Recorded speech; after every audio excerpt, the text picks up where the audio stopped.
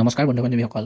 তো মই আলোচনা কৰিছিলোঁ DLED থাৰ্ড ছেমিষ্টাৰৰ paper S3.1 cognition learning and socio' cultural context পেপাৰখনত ইউনিটবিলাক। তো মই প্ৰথমতে ইউনিট 1টো তোৰ ভিডিঅ'বিলাক দিছোঁ। তো নেক্সট ইউনিট 2টোৰ মই দুটা ভিডিঅ' দিম। ইয়াৰে পাৰ্ট 1 হিচাপে ইউনিট 2ৰ কনচেপ্ট ফৰ্মেশ্যনৰ প্ৰথম 4টা টপিক মই দি দিছোঁ। তো বাকী থকা দুটা টপিক আছিল যে 2.5 role of intelligence in concept formation আৰু ছেকেণ্ডটো আছিল 2.6 Bruner's model of concept learning and Piaget's view of concept formation. তো এই দুটা টপিক অলপ দীঘল আছে, গতিকে মই এই দুটাৰ বেলেগকৈ এটা পাৰ্ট 2 হিচাপে এটা ভিডিঅ' দিছোঁ। তো তোমালোকে এই পাৰ্ট 2ৰ ভিডিঅ'টো চাই লৈ নোটছবিলাক কৰি ল'বা। তো প্ৰথমতে আছে roll of intelligence is concept formation. তাৰ আগতে মই এটা কথা কওঁ যে এতিয়ালৈ যদি তোমালোকে ইউনিট 2ৰ পাৰ্ট 1 ভিডিঅ'টো চোৱা নাই, তেন্তে পাৰ্ট 1 ভিডিঅ'টো চাই লোৱা। তাতে ইউনিট 2ৰ 2.1 meaning of concept, 2.2 mental process in concept formation, 2.3 factors affecting development of concepts in childhood, 2.4 concept of intelligence, এই 4টা টপিকৰ নোটছখিনি দিয়া আছে। তো আজি মই আৰম্ভ কৰিম 2.5 role of intelligence in concept formation. তাৰে প্ৰথম কুৱেশ্যনটো হ'ব বুদ্ধিমত্তাৰ ধাৰণা গঠনত লোৱা গুৰুত্বপূৰ্ণ ভূমিকা বৰ্ণনা কৰা। তো উত্তৰটো হ'ব বুদ্ধিমত্তাই ধাৰণা গঠনৰ প্ৰক্ৰিয়াত গুৰুত্বপূৰ্ণ ভূমিকা পালন কৰে। বুদ্ধিমত্তা হৈছে মানুহৰ এনে ক্ষমতা যি বিভিন্ন উদ্দীপক, অভিজ্ঞতা আৰু তথ্যৰ মাজত থকা আৰ্হি, সাদৃশ্য আৰু পাৰ্থক্য চিনাক্ত কৰি ধাৰণাৰ সৃষ্টি কৰে। বুদ্ধিমান ব্যক্তি বিমূৰ্ত আৰু জটিল ধাৰণাসমূহ বুজি পোৱাৰ ক্ষেত্ৰত অধিক সক্ষম হয়। তেওঁলোকে সাধাৰণ বৈশিষ্ট্যসমূহ চিহ্নিত কৰি, তথ্য শ্ৰেণীবদ্ধ কৰি আৰু সংগঠিত কৰি নতুন ধাৰণাৰ সৃষ্টি কৰে। উচ্চ জ্ঞানীয় ক্ষমতা থকা ব্যক্তিসকলে বিভিন্ন উৎসৰ পৰা সংগ্ৰহ কৰা তথ্য একেলগ কৰি গভীৰ আৰু সূক্ষ্ম ধাৰণাসমূহ গঠন কৰে। ইয়াৰ উপৰিও বুদ্ধিমত্তাই ব্যক্তি বিশেষৰ অভিযোজন ক্ষমতা বৃদ্ধি কৰে। সেয়ে নতুন তথ্য বা পৰিস্থিতি অনুসৰি ধাৰণাসমূহ পৰিশীলিত আৰু সলনি কৰিবলৈ সহায় কৰে। উদাহৰণস্বৰূপে কোনো বিষয়ৰ সম্পৰ্কে নতুন তথ্য পোৱা হ'লে বুদ্ধিমান ব্যক্তিয়ে সেয়া নিজৰ ধাৰণাৰ সৈতে মিলাই অধিক সঠিক সিদ্ধান্ত ল'বলৈ সক্ষম হয়। মুঠতে বুদ্ধিমত্তাই বিমূৰ্ত চিন্তা, বিশ্লেষণ ক্ষমতা আৰু সৃজনশীলতাক উন্নত কৰি ধাৰণা গঠনৰ প্ৰক্ৰিয়া অধিক কাৰ্যকৰী আৰু সফল কৰে। তো নেক্সট প্ৰশ্নটো হ'ব পাৰে শিক্ষাৰ ক্ষেত্ৰত ধাৰণা গঠনত বুদ্ধিমত্তাৰ ভূমিকা কেনেকৈ প্ৰভাৱিত হয়। তো ইয়াৰে উত্তৰটো হ'ব শিক্ষাৰ ক্ষেত্ৰত ধাৰণা গঠনত বুদ্ধিমত্তাৰ ভূমিকা অত্যন্ত গুৰুত্বপূৰ্ণ। শিক্ষক ছাত্ৰৰ কাৰ্য সম্পৰ্কত বুদ্ধিমত্তাই শিক্ষাৰ গুণগত মান বৃদ্ধি কৰে। ইয়াৰে মই 4টা পইণ্ট দি দিছোঁ। তো প্ৰথমটো হ'ব ছাত্ৰৰ চিন্তাশীলতা। বুদ্ধিমত্তাই ছাত্ৰসকলে তথ্যৰ সঠিক বিশ্লেষণ আৰু সৃষ্টিশীল চিন্তা কৰিবলৈ সহায় কৰে। তো দ্বিতীয়টো হ'ব উৎসাহজনক শিক্ষাদান। বুদ্ধিমত্তাৰ সঠিক প্ৰয়োগে শিক্ষাদান প্ৰক্ৰিয়াক উৎসাহজনক কৰি তোলে, য'ত ছাত্ৰসকলে ধাৰণা গঠন সহজে আয়োজন কৰিব পাৰে। তো তৃতীয়টো হ'ব প্ৰশ্ন আৰু উত্তৰৰ প্ৰশিক্ষণ। শিক্ষণত বুদ্ধিমত্তাই ব্যৱহাৰে ধাৰণা গঠনত প্ৰশ্ন সাপেক্ষে চিন্তাৰ প্ৰৱণতা বৃদ্ধি কৰে। তো চতুৰ্থটো হ'ব প্ৰত্যক্ষ অভিজ্ঞতা। বুদ্ধিমত্তাৰ জৰিয়তে ধাৰণা বিকাশক অভিজ্ঞতাৰ সৈতে সম্পৰ্কিত কৰা হয়, যি শিক্ষাৰ ক্ষেত্ৰত অতি প্ৰয়োজনীয়। তাৰপিছত নেক্সট প্ৰশ্নটো হৈছে ধাৰণা গঠনত বুদ্ধিমত্তাৰ অভাৱৰ কি প্ৰভাৱ পৰে। ইয়াৰে উত্তৰটো হ'ল যদি বুদ্ধিমত্তাৰ অভাৱ থাকে তেন্তে ধাৰণা গঠনত প্ৰক্ৰিয়াত বহু প্ৰভাৱ পৰে। প্ৰথমটো হ'ল ভুল সিদ্ধান্ত। তথ্যৰ সঠিক বিশ্লেষণ নোহোৱাত ভুল সিদ্ধান্ত লোৱা সম্ভাৱনা বৃদ্ধি পায়। দ্বিতীয়টো হ'ল ধীৰ চিন্তা প্ৰক্ৰিয়া। বুদ্ধিমত্তাৰ অভাৱত ধাৰণা বিকাশ মন্দগতিৰ হয়। তৃতীয়টো হ'ল সৃষ্টিশীলতাৰ অভাৱ। নতুন চিন্তা আৰু ধাৰণাৰ সৃষ্টি কৰিবলৈ অসুবিধা হয়। চতুৰ্থতে হ'ল প্ৰদত্ত সমস্যাৰ সমাধানত অসুবিধা। চিন্তা প্ৰক্ৰিয়াৰ অসুবিধাৰ বাবে সমস্যাসমূহ সমাধান কৰাত কঠিন হয়। সেয়ে বুদ্ধিমত্তাৰ বিকাশ হৈছে ধাৰণা গঠন সুস্থৰূপে সম্পন্ন কৰিবলৈ অত্যন্ত প্ৰয়োজনীয়। তো ইয়াৰ পিছত নেক্সট প্ৰশ্নটো হ'ল বুদ্ধিমত্তাৰ বিকাশৰ বাবে কৌশলসমূহ কি কি। তো প্ৰথমতে হ'ল নিয়মিত পাঠ্যাভ্যাস, দ্বিতীয়তে হ'ল সমস্যা সমাধানৰ অনুশীলন, তৃতীয়তে হ'ল অভিজ্ঞতা শিক্ষাৰ প্ৰতি মনোযোগ, চতুৰ্থতে হ'ল সৃষ্টিশীল চিন্তাৰ প্ৰশিক্ষণ। ইয়াতে 2.5 role of intelligence in concept formation টপিকটো শেষ হ'ল। তো নেক্সট টপিক আছে 2.6 Bruner's model of concept learning and Piaget's view of concept formation. তো ইয়াৰে প্ৰথম কুৱেশ্যনটো হ'ব পাৰে Bruner's model of concept learning ব্যাখ্যা কৰা বা ব্ৰুনাৰৰ ধাৰণা শিক্ষণৰ আৰ্হিটো ব্যাখ্যা কৰা। তো এনচাৰটো হ'ব জেৰাম ব্ৰুনাৰ শিক্ষা মনোবিজ্ঞানৰ এজন প্ৰসিদ্ধ তত্ত্ববেত্তা আছিল। তেওঁ শিক্ষণ প্ৰক্ৰিয়া, জ্ঞানৰ গঠন আৰু শিক্ষাৰ ওপৰত গুৰুত্ব আৰোপ কৰিছিল। ব্ৰুনাৰৰ মতে শিক্ষাৰ প্ৰধান উদ্দেশ্য হ'ল শিক্ষাৰ্থীসকলক নতুন ধাৰণা আৰু জ্ঞানৰ গঠন সুন্দৰভাৱে উপলব্ধি কৰাত সক্ষম কৰা।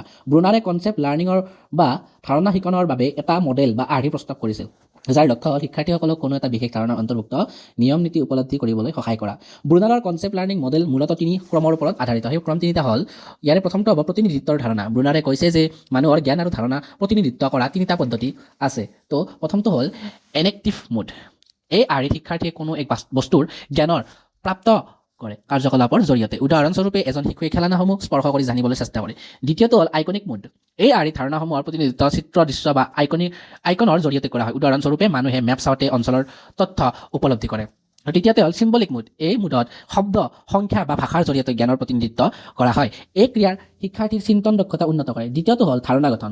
ধাৰণা গঠন কৰিবলৈ শিক্ষাৰ্থীৰ নিচিন্তা আৰু চিন্তন দক্ষতা ব্যৱহাৰ কৰে।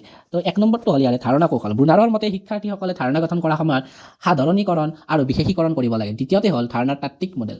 ব্ৰুনাৰে কৈছিল যে শিক্ষাৰ্থীসকলে ধাৰণাসমূহ পৰীক্ষা নিৰীক্ষাৰ মাধ্যমে অনুমান কৰিব শিকে। তো তৃতীয়তে যিটো আছিল আমাৰ ব্ৰুনাৰৰ 3টা ক্ৰমৰ শেষৰটো ক্ৰম, সেইটো হৈছে শিক্ষাৰ্থীৰ শিকাৰ সক্ৰিয় অংশগ্ৰহণ। ব্ৰুনাৰে শিক্ষণ প্ৰক্ৰিয়াত সক্ৰিয় অংশগ্ৰহণৰ ওপৰত গুৰুত্ব আৰোপ কৰিছে। তেওঁ কৈছে যে শিক্ষাৰ্থীসকলক অধ্যয়ন কৰিবলৈ উৎসাহিত কৰা আৰু নিজৰ চিন্তা শক্তি বিকাশ কৰিবলৈ সুযোগ দিয়াটো অতি প্ৰয়োজনীয়। ব্ৰুনাৰৰ এই মডেলটোৰ গুৰুত্বসমূহ তলত বৰ্ণনা কৰা হৈছে। তো প্ৰথম গুৰুত্বটো হৈছে এই মডেলে বা আৰ্হিয়ে শিক্ষাৰ্থীসকলক কোনো এটা নতুন বিষয় বা ধাৰণা উপলব্ধি কৰিবলৈ সাহায্য কৰে। দ্বিতীয়তে হ'ল চিন্তন আৰু সমস্যা সমাধানৰ দক্ষতা উন্নত কৰে। তৃতীয়তে হ'ল এটি কৌশলী আৰু সৃজনশীল পদ্ধতিৰূপে ব্যৱহৃত হয়। তো ইয়াৰে পিছৰ কুৱেশ্যনটো হ'ব পাৰে পিয়াজেৰ মতানুসাৰে ধাৰণা গঠন প্ৰক্ৰিয়া কিহৰ দ্বাৰা হয় ব্যাখ্যা কৰা। তো জিন পিয়াজে এটা সুপ্ৰসিদ্ধ শিশু বিকাশ বিজ্ঞানী আৰু মনোবিজ্ঞানী। তেওঁৰ মতে শিশু বিকাশ আৰু শিক্ষাৰ ক্ষেত্ৰত ধাৰণাৰ গঠন প্ৰক্ৰিয়া এটা গুৰুত্বপূৰ্ণ ভূমিকা পালন কৰে। পিয়াজেৰ মতানুসাৰে ধাৰণাৰ গঠন প্ৰক্ৰিয়া তৰ্কসংগত চিন্তা, অভিজ্ঞতা আৰু পৰিৱেশৰ সৈতে সংযোগ কৰিবলৈ দিয়ে। তলত ধাৰণা গঠন প্ৰক্ৰিয়াৰ পিয়াজেৰ দৃষ্টিভংগী বিৱৰণ কৰা হৈছে। তো প্ৰথমটো হ'ল ধাৰণা গঠনৰ স্তৰসমূহ। পিয়াজেৰ মতে ধাৰণা গঠন প্ৰক্ৰিয়া বয়স আৰু বিকাশৰ ওপৰত নিৰ্ভৰ কৰে। তেওঁ বিকাশৰ 4টা স্তৰ বিৱৰণ কৰিছে। তো প্ৰথমটো হ'ল সংবেদী অংগ সঞ্চালন স্তৰ, জন্মৰ পৰা 2 বছৰলৈ। এই স্তৰত শিশু ধাৰণা গঢ়ি তোলাৰ বাবে ইন্দ্ৰিয় আৰু গতিৰ ওপৰত নিৰ্ভৰ কৰে। শিশুৰ চিন্তা শক্তি মূলতঃ দেখা দেখি কৰা বস্তু আৰু চলাচলৰ সৈতে সীমাবদ্ধ থাকে। দ্বিতীয়টো হ'ল প্ৰাক কাৰ্য সম্পাদন স্তৰ, 2 পৰা 7 বছৰলৈ। এই স্তৰত শিশুৱে ধাৰণা গঠন কৰিবলৈ চিত্ৰ আৰু ভাষাৰ ব্যৱহাৰ আৰম্ভ কৰে, কিন্তু এই সময়ত তেওঁলোকে পূৰ্ণৰূপে তৰ্কসংগত চিন্তা কৰিবলৈ তেওঁলোকে সক্ষম নোহোৱা অৱস্থাত থাকে।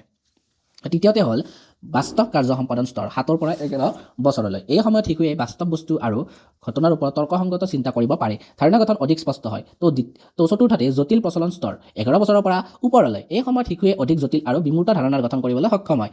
হাইপথেটিকেল চিন্তাধাৰা আৰু সমস্যাৰ সমাধানৰ ক্ষমতা বৃদ্ধি পায়। তো দ্বিতীয়তে তেওঁৰ দৃষ্টিভংগীৰ দ্বিতীয়টো হৈছে পৰিকল্পনাৰ ভূমিকা। পিয়াজেৰ মতে ধাৰণা গঠন পৰিকল্পনাৰ ওপৰত নিৰ্ভৰ কৰে, অৰ্থাৎ স্কেমা। পৰিকল্পনা মানে স্কেমা। তো পৰিকল্পনা এটা মানসিক গঠন যি শিশুৱে তেওঁৰ অভিজ্ঞতাৰে পৃথিৱীৰ বিষয়ে ধাৰণা গঢ়ি তোলে। শিশুৱে নতুন অভিজ্ঞতাৰ পৰা আগত থকা পৰিকল্পনাক মিলাই ধাৰণা গঢ়ি তোলে। নতুন অভিজ্ঞতা বা তথ্যৰ আধাৰত পৰিকল্পনা সলনি কৰা হয়। ধাৰণা গঠনত সক্ৰিয় অংশগ্ৰহণ। তো পিয়াজেৰ মতে শিশুৱে সক্ৰিয়ভাৱে পৰিৱেশৰ সৈতে চিন্তাধাৰা আৰু অভিজ্ঞতা বিনিময় কৰি ধাৰণাৰ গঠন কৰে। পৰীক্ষা, ভুল আৰু শুদ্ধৰ মাজেৰে শিশুৰ ধাৰণা উন্নত হয়।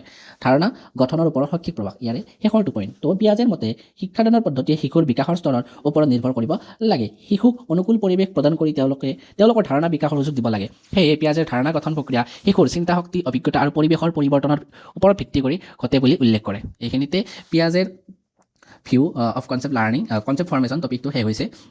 তো এই টপিকটো শেষ হোৱাৰ লগে লগে আমাৰ ইউনিটটোৰ গোটেইখিনি টপিক শেষ হ'ল। তো তোমালোকে এই ইউনিটটোৰ গোটেই টপিকখিনি চাবলৈ এই ভিডিঅ'টোৰ লগতে প্ৰথম পাৰ্টটো চাব লাগিব, যিটো মই আগতে মোৰ চেনেলত দি দিছোঁ। তো তোমালোকে গোটেইকেইটা ভিডিঅ' চাই পেলাই নোটছবিলাক লিখি ল'বা। ইম্পৰ্টেণ্ট নোটছ হয়, গতিকে এই পৰীক্ষাত এইখিনিয়ে আহিব লাগে। চ' ভিডিঅ'টো তোমালোকে ভাল পালে লাইক কৰিবা, ভিডিঅ'টো শ্বেয়াৰো কৰিবা, লগতে চেনেলটো ছাবস্ক্ৰাইব কৰি দিবা। Thank U.